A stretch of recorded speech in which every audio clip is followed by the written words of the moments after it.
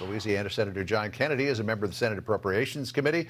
We'll be parsing the president's budget. He joins us now. Good to see you, Senator. Thank you for coming in. Let's put the number up on the screen because I think it really has an impact when you write it out in full. 6.8, look at how long this is, $6.8 trillion. It takes up an entire wall, Senator, to put that figure up there. There might be room for another zero or two. But this is a behemoth, one that Senator Grassley of Iowa says is, quote, a roadmap for fiscal ruin. So my question is, what are y'all going to do about it? We're going to ignore it. I agree with you. The numbers, John, are breathtaking. We'll probably run out of digits at some point under the Biden administration, but we're going to ignore it. What we do will have a huge impact, though, on the economy. There's no way that we're going to get control of inflation without tanking the economy and causing other banks to go under unless we attack it on both the monetary side, like Chairman Powell is, and the fiscal side. And by that I mean we've got to reduce the rate of growth of spending and debt accumulation because every dollar we spend stimulates the economy and makes Jay Powell's job harder.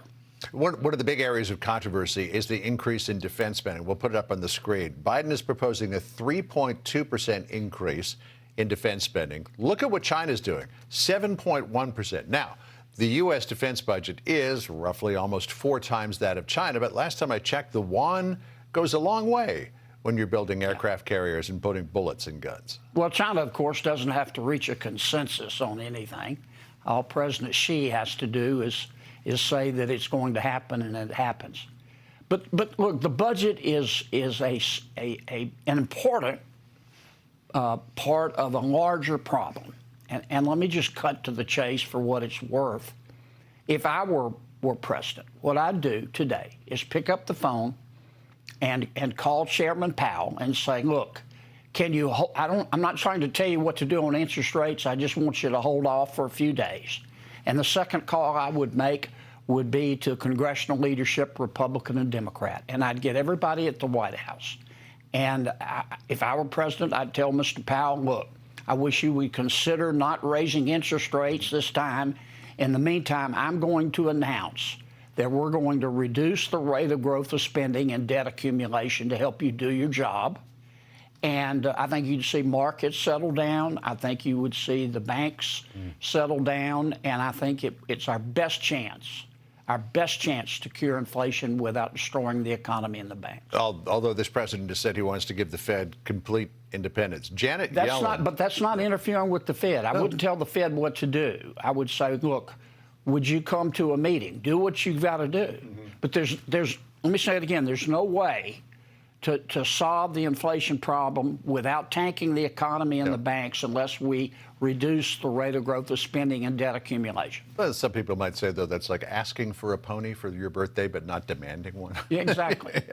I want to jump ahead to call for number 5 here because Janet Yellen suggested that there may be more ahead when it comes to bank bailouts. Listen here. Our intervention was necessary to protect the broader U.S. banking system. And similar actions could be warranted if smaller institutions suffered deposit runs that pose the risk of contagion. Former Obama economist Mohamed Al-Arian suggested on my other program, America Reports, last week that they've set a precedent with SVB, and if any other bank is about to go under, they'll have to make depositors whole above and beyond the FDIC-insured levels as well. So where are we going to get the money to do all this? Well, we won't have it. And what you see going on now is an exercise in the federal banking regulators, and particularly the Fed, covering its rear end. Yep. They were responsible for this. I'll come back sometime and explain why. They're just covering their rear end. And real quick, too, you have introduced, along with a number of your Republican colleagues in the Senate, the Fairness in Fentanyl Sentencing Act of 2023, which, among other things, would say that the current mandatory minimum threshold for sentencing does not reflect the substance's capacity to end lives. As a result, a lower quantity of fentanyl should trigger a mandatory minimum sentence. Most prosecutors are going the other way. They're raising the threshold for mandatory minimums. You want to lower it in fentanyl's case. From Real 40 quick, why? grams to 2 grams. And the reason for that?